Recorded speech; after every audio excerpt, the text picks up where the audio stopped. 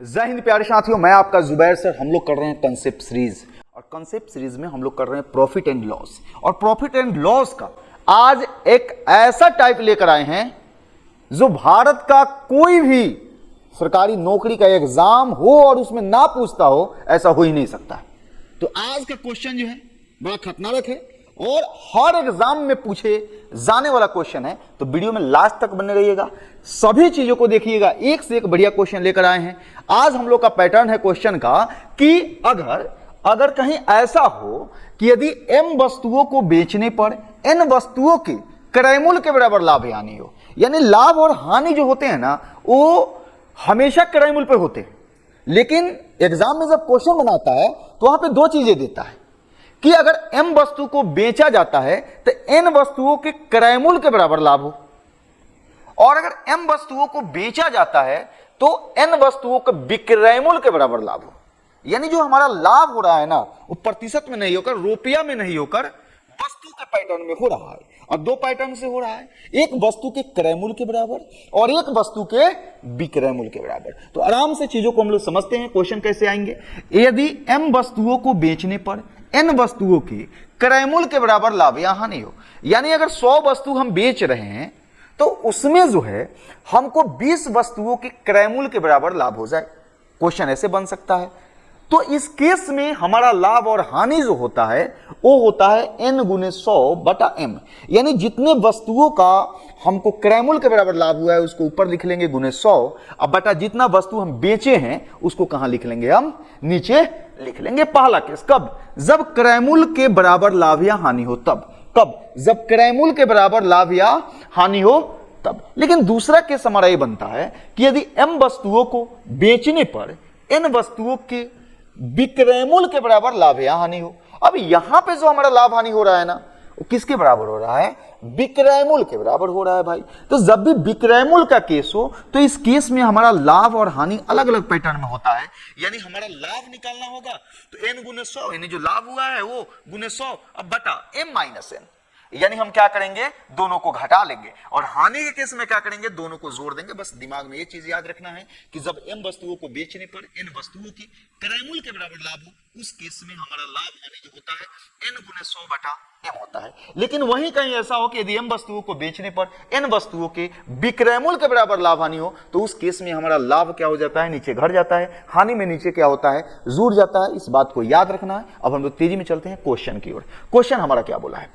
बोला है कि 35 आम बेचने पर प्राप्त लाभ 7 आमों के क्रयमूल्य के बराबर है, तो प्रतिशत लाभ क्या है? देखिए भाई, यहां पे क्या कर रहा है कि 35 आम बेचने पर जो लाभ हो रहा है 7 आमों के क्रयमूल्य के बराबर, यानी लाभ जो हमारा हुआ है वो क्रयमूल्य के बराबर हुआ है। तो हम बोले कि जब लाभ क्रयमूल्य के बराबर हो, प्रतिशत लाभ क्या लिखेंगे? 7 आम का लाभ हुआ है तो 7 को ऊपर लिख देंगे, 7 गुने 100, अब बटा हम लिख लेंगे टोटल आम कितना बेचे हैं? 35। तो यहां पे हम 35 ले लेंगे, 5 सत्ते 7 पचे 35 और 5 से कटा देंगे तो हमारा हो गया 20, यानी हमारा हो गया 20% का लाभ। और हमारा आंसर हो जाएगा ए से अपन वाली।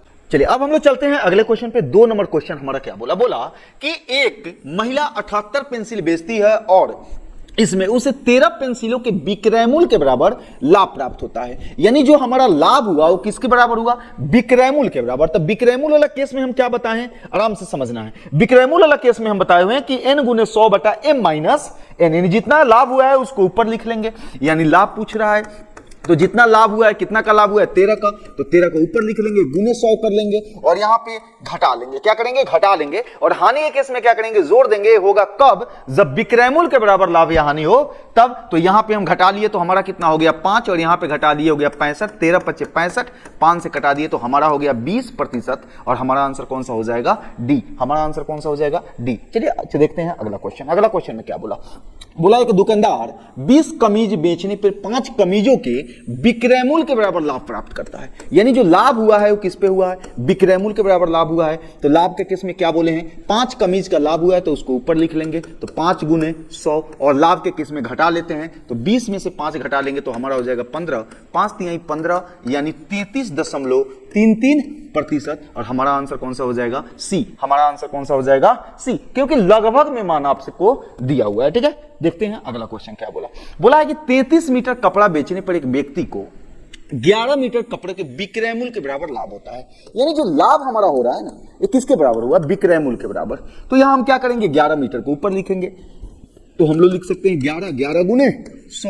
लाभ हुआ है तो इसमें से इसको हम घटा लेंगे, तो 33 में से 11 गया तो हमारा कितना आ गया 22, 11 दूना 22 और 2 से कटा देंगे तो हमारा हो गया 50। यानी हमारा जो लाभ हुआ है वो हमारा कितना हुआ भैया, 50% हमारा लाभ हुआ है। उम्मीद है चीजें आपको समझ में अब आ रही होगी। अब देखते हैं अगला क्वेश्चन। अगला क्वेश्चन हमारा क्या बोला है, बोला है एक फर्नीचर विक्रेता को 33 कुर्सियों के बेचने पे 6 कुर्सियों के विक्रय मूल्य के बराबर हानि होता है। हानि के केस में हम क्या बताएं, हानि के केस में नहीं बोले हैं कब, विक्रय मूल्य के बराबर हानि हो तब। हानि के केस में बोले हैं जो हानि हो उसको ऊपर लिखना है, तो 6 है तो 6 गुने 100, और हानि के केस में जुड़ जाता है, कितना जुटेगा 30 में 6 जुड़ेगा, कितना हो गया 36, यानी 36 से कटा दिए तो 6 हुआ, ये हमारा 50 हो गया, हमारा 3 हो गया, यानी 50/3% हुआ। यानी इसको हम लोग बोल सकते हैं 16.2/3%। यानी हमारा आंसर कौन सा हो जाएगा, सी। हमारा आंसर कौन सा हो जाएगा, सी। अब थोड़ा सा क्वेश्चन का पैटर्न हम लोग बदलते हैं और चीजों को समझने की कोशिश करते हैं। जैसे अगला क्वेश्चन हमारा बोला है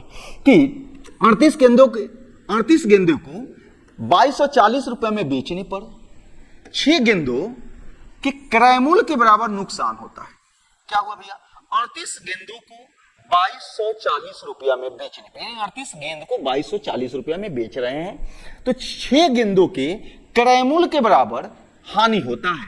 तो एक गेंद का क्रय मूल्य क्या है? बहुत ही शानदार क्वेश्चन है और बहुत ही बढ़िया क्वेश्चन है और रिपीटेड क्वेश्चन है और एग्जाम में पूछे जा रहे हैं इस टाइप के क्वेश्चन। तो यहां सबसे पहले हम ये ले लेते हैं कि हमारा जो है एक गेंद का जो क्रय मूल्य है, क्रय मूल्य जो हमारा एक गेंद का है, अगर एक बॉल का, एक अगर गेंद का हम क्रय मूल्य ले लें, एक गेंद का अगर हम क्रय मूल्य ले लें कि हमारा अगर x रुपया है, तो हमारा 38 गेंद का क्रय मूल्य कितना होगा, 38x। यानी 38 गेंदों को 2244 रुपए में बेचने पे 38 गेंद का क्रय मूल्य हमारा कितना होगा, 38x। इसको कितना में बेचा गया है, 2244 रुपया में, जिससे इसको क्या हुआ है, हानि हुआ है। चलिए, तो यहां पे हमारा क्रय मूल्य कितना हो गया, 38x, हमारा विक्रय मूल्य कितना हो गया, 2244, और हानि हुआ है, तो हानि के लिए हम लोग क्या बोलते हैं, क्रय मूल्य में से विक्रय मूल्य को घटा लेते हैं। ये हमारा हो गया क्रय मूल्य, और यहां पे जो है हमारा 2244 जो है, 40 जो है, 2240 जो है वो हमारा क्या हो गया, विक्रय मूल्य। और हानि हमारा क्या होता है, क्रय मूल्य माइनस विक्रय मूल्य। यानी 38x में से 2200 अगर 40 को हम घटा लेते हैं तो ये हमारा हानि हो गया, और हमारा हानि कितना हुआ, 6 गेंदों के क्रय मूल्य के बराबर नुकसान होता है। यानी 6 गेंदों के क्रय मूल्य के बराबर हमारा हानि हुआ है। यानी जो हमारा हानि है 6 गेंदों के क्रय मूल्य, तो एक गेंद का क्रय मूल्य x रुपया है, तो 6 गेंदों का क्रय मूल्य कितना होगा, 6x होगा। यानी हमारा हो गया क्रय मूल्य माइनस विक्रय मूल्य बराबर हानि। तो यहां पे हमारा एक प्लस है, इधर आएगा तो क्या होगा, माइनस होगा। ये हमारा प्लस है, यहां पे हमारा आएगा तो क्या होगा, माइनस होगा। तो हमारा हो गया 32x, और ये हमारा माइनस है, इधर जाएगा तो प्लस हो जाएगा, यानी 2240 हो गया। और इसको अगर हम कैलकुलेट करते हैं, इसको हम कैलकुलेट करते हैं, अगर 4 से लेते हैं, 7 दूना 14 और 7 त्रिका 21, यानी हमारा जो है 70 से कट जाएगा। यानी x का मान हमारा कितना आ जाएगा, 70 आ जाएगा। मतलब एक गेंद का जो हमारा क्रय मूल्य होगा ना, वो हमारा कितना होगा, 70 रुपया होगा, और हमारा आंसर हो जाएगा सी। हमारा आंसर हो जाएगा सी। अगला क्वेश्चन आप लोग के लिए है, इसको जो है बना के कमेंट करना है, क्योंकि अभी जो है इसी पैटर्न का क्वेश्चन यहां पे आपको हम समझाएं। चलिए मिलते हैं अगले वीडियो में। जय हिंद।